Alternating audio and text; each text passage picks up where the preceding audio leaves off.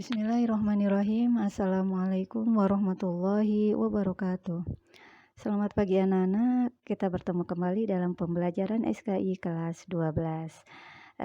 Baiklah, sebelumnya mari kita bersama-sama memulai pembelajaran kita pada pagi hari ini dengan membaca basmalah.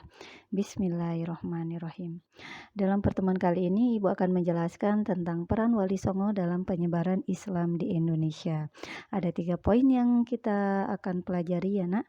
Yang pertama, biografi Wali Songo. Yang kedua, strategi dakwah Wali Songo. Dan yang ketiga, itu peran Wali Songo itu sendiri. Baiklah, sebelumnya Ibu akan membacakan kompetensi dasarnya. Yang pertama, menghayati nilai semangat berdakwah yang dilakukan para wali songo. Yang kedua, mengamalkan sikap kerja keras, jujur, dan tanggung jawab dalam mengajak kebaikan. Yang ketiga, menganalisis biografi wali songo dan perannya dalam mengembangkan Islam di Indonesia. Serta yang keempat, menyajikan analisis strategi dakwah yang dikembangkan oleh wali songo dan implementasinya pada konteks kekinian di Indonesia. Adapun tujuan pembelajarannya yang pertama itu membangun nilai semangat berdakwah yang dilakukan para wali songo. Yang kedua, membiasakan sikap kerja keras, jujur, dan tanggung jawab dalam mengajak kebaikan. Yang ketiga itu mengidentifikasi nama-nama tokoh wali songo dan biografinya. Selanjutnya, mengidentifikasi peran wali songo dalam mengembangkan Islam di Indonesia. Yang kelima, menyimpulkan strategi dakwah yang dikembangkan oleh Wali Songo, serta yang terakhir menunjukkan analisis strategi dakwah yang dikembangkan oleh Wali Songo dan implementasinya pada konteks kekinian di Indonesia.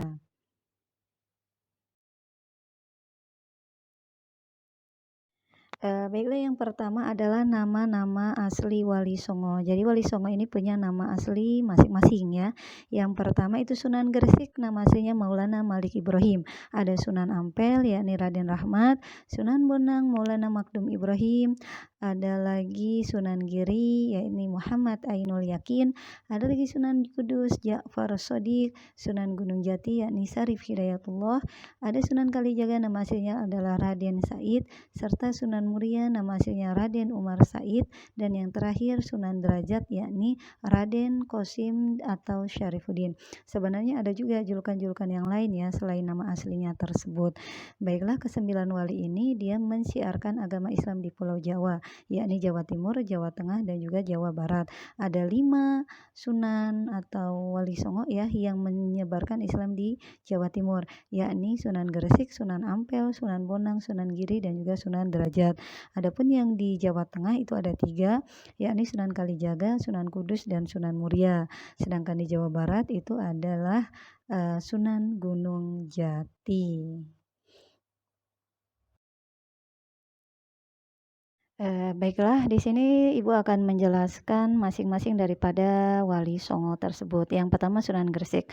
Sunan Gresik atau Maulana Malik Ibrahim ini dianggap sebagai orang pertama yang menyebarkan Islam di Jawa. Ia pertama kali datang itu ke desa Sembolo, sekarang desa Laren di Kecamatan Manyar 9 km utara kota Gresik. Adapun strategi dakwahnya itu dimulai dari perdagangan. Sebenarnya awal mula dakwahnya itu inginnya menggunakan pendekatan keluargaan ya, dengan menawarkan putrinya untuk diperistri Raja Majapahit. Tetapi upayanya itu tidak berhasil karena belum sampai tujuan, rombongannya itu terkena serangan penyakit hingga banyak yang meninggal. Akan tetapi tantangan ini rupanya tidak menyurutkan tekad daripada Sunan Gresik untuk berdakwah mengislamkan kerajaan Majapahit, sehingga dilanjutkan dengan pendekatan politik ya, yakni menjalin hubungan dengan penguasa saat itu serta mendirikan pesantren dan masjid untuk menyebarkan Islam. Yang kedua adalah Sunan Ampel. Nama asli Sunan Ampel adalah Raden Rahmat yang mana lahir pada tahun 1401. Wilayah dakwahnya itu berada di sekitar Surabaya. Ia juga memiliki pesantren Ampel Denta ya yang terletak di daerah Denta Surabaya. Adapun strategi dakwahnya yang terkenal adalah dengan mendidik para dai atau juru dakwah. Jadi banyak santrinya yang mana santrinya itu nanti akan disebar ke penjuru Nusantara untuk mensiarkan Islam di sana. Salah satu ajaran falsafahnya yang terkenal adalah moh limo, ada moh main, moh ngombe, moh maling, moh madat, dan moh madon. Moh main itu maksudnya itu tidak bermain judi, seperti bermain kartu yang mempertaruhkan uang. Kemudian moh ngombe itu artinya tidak meminum minuman keras atau yang memabukkan seperti arak dan khamar. Ada lagi moh maling itu artinya tidak mencuri barang orang lain yang bukan menjadi haknya. Adapun moh madat itu artinya tidak menggunakan barang yang menyebabkan candu seperti ganja dan lain-lain. Yang terakhir moh madon artinya tidak bermain wanita, ya, dalam artian tidak melakukan zina atau percumbuan terhadap lawan jenis yang bukan istrinya.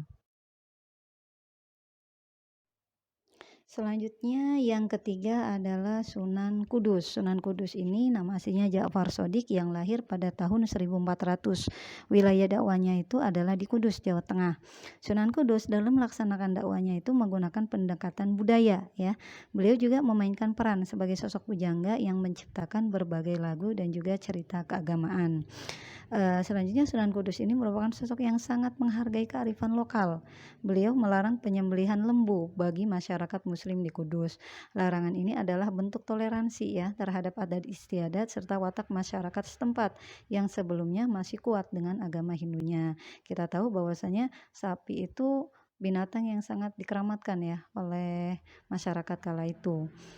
Selanjutnya ada Sunan Giri. Sunan Giri nama aslinya adalah Muhammad Ainul Yakin yang lahir pada tahun 1442.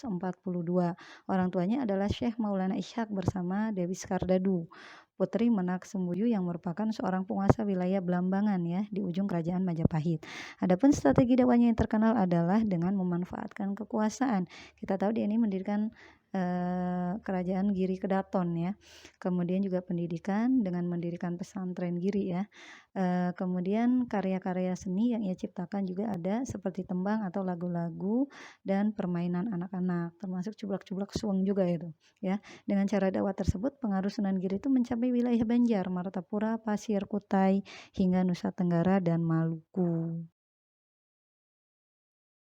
Yang kelima adalah Sunan Gunung Jati. Sunan Gunung Jati itu mempunyai sebuah nama asli, yakni Syarif Hidayatullah, yang mana lahir pada tahun 1448 di Kairo, Mesir.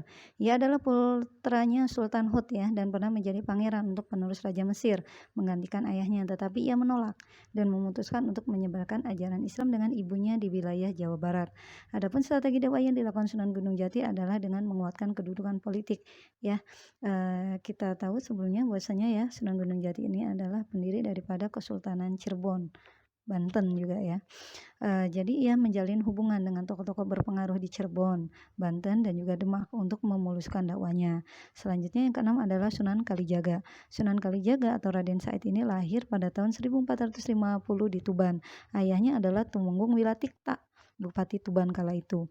Adapun strategi dakwah Sunan Kalijaga amat terkenal melalui seni dan budaya dengan menggunakan pendekatan kultural, termasuk diantaranya wayang dan gamelan sebagai media dakwah. Jadi pendekatan kulturalnya kala itu adalah dia yang membolehkan tentang pembakaran kemenyan, ya. Tapi fungsinya itu dialihkan sebagai pengharum ruangan, ya. Jadi dengan suasana ruangan yang harum ini diharapkan doanya itu dapat dilaksanakan lebih khusyuk. Padahal sebelumnya pembakaran kemenyan ini menjadi sarana dalam upacara penyembahan para dewa kala itu. Kemudian beliau juga mengarang berbagai cerita wayang yang Islami, ya, khususnya yang bertemakan akhlak atau budi pekerti. Yang ketujuh adalah Sunan Muria. Sebagai putra Sunan Kalijaga, Sunan Muria yang bernama asli Raden Umar Said mewarisi darah seni ayahnya, ya. Sunan Muria ini dikenal sebagai wali yang lebih gemar menyendiri, bertempat tinggal di desa terpencil, dan bergaul dengan rakyat kebanyakan. Sunan Muria memberikan pengajaran kepada masyarakat di sekitar Gunung Muria dengan mengadakan kursus-kursus bagi para pedagang, nelayan, ataupun masyarakat kecil lainnya. Dan dia juga menciptakan beberapa lagu, ya, dan tembang untuk mempraktikkan ajaran Islam. Selanjutnya adalah Sunan Bonang. Sunan Bonang ini lahir pada tahun 1465 yang mana memiliki nama asli Raden Maulana Makdum Ibrahim. Ia adalah putra Sunan Ampel dengan Nyi Ageng Manila. Julukan Sunan Bonang ini berasal dari salah satu desa di Kabupaten Rembang, yakni Desa Bonang. Sunan Bonang ini dikenal amat pandai dengan ilmu fikih, usuluddin, tasawuf, seni, sastra, bahasa, arsitektur, dan lain sebagainya. Wilayah dakwahnya adalah daerah Kediri. Di sana ia mengajarkan Islam melalui wayang, tembang, dan juga sastra sufistik. Karya sastra yang terkenal yang digubah Sunan Bonang adalah Suluk Wijil. Selanjutnya yang terakhir adalah Sunan Derajat. Sunan Derajat ini memiliki nama asli Raden Qasim atau Sarifuddin. Ia lahir pada tahun 1470 dan merupakan putra bungsu Sunan Ampel dengan Nyi Ageng Manila. Sunan Derajat ini mendidik masyarakat untuk memperhatikan kaum fakir miskin. Ia menjunjung tinggi kesejahteraan umat. Ia melaksanakan dakwah dengan membuat pusat belajar agama Islam di Lawang dan Sedayu, Pedukuhan Derajat masuk wilayah Kabupaten Lamongan sekarang. Dalam bidang kesenian, beliau menggubah tembang Jawa Macapat Pangkur ya, dan juga memainkan wayang sebagai dalang. Selanjutnya adalah peran Wali Songo terhadap peradaban Islam. Yang pertama dalam bidang pendidikan ya. Jadi seluruh ulama penyebar Islam di Indonesia dan juga para Wali Songo menjadikan masjid atau pesantren sebagai pusat dakwanya. Mereka mendidik dan mengajari masyarakat tentang agama Islam dan bidang lainnya juga. Keberadaan pesantren atau masjid dalam dakwah menjadi dasar terbentuknya lembaga pendidikan di wilayah Indonesia. Selanjutnya dalam bidang seni arsitektur, pembangunan masjid itu diutamakan sebagai rumah ibadah sekaligus pusat kegiatan umat ya. Jadi banyak masjid yang didirikan oleh para wali itu yang mengembangkan gaya arsitektur yang indah dengan sentuhan etnik dan budaya lokal. Contohnya pembangunan Masjid Agung Demak, Masjid Agung Kasepuhan Cirebon, ada Masjid Agung Banten, Menara Kudus, dan Masjid Agung Baitur Rahman Aceh ya. Keindahan arsitektur maupun ornamennya merupakan khazanah kebudayaan yang harus dijaga kelestariannya. Lebih dari itu, sentuhan budaya setempat juga menjadikan kehadiran masjid dapat diterima oleh rakyat tanpa terjadi penolakan atau gejolak sebagai akibat adanya transisi keagamaan baru. Selanjutnya dalam bidang seni dan budaya, para wali, ulama, dan mubalik ini mampu membangun keharmonisan antara budaya atau tradisi lama dengan ajaran Islam. Ya, kita mengenal di Jawa, di tanah Jawa itu ada kesenian wayang ya, yang berdasarkan cerita Hindu Ramayana dan Mahabharata. Jadi dijadikan sebagai sarana dakwah para wali dan juga mubalik.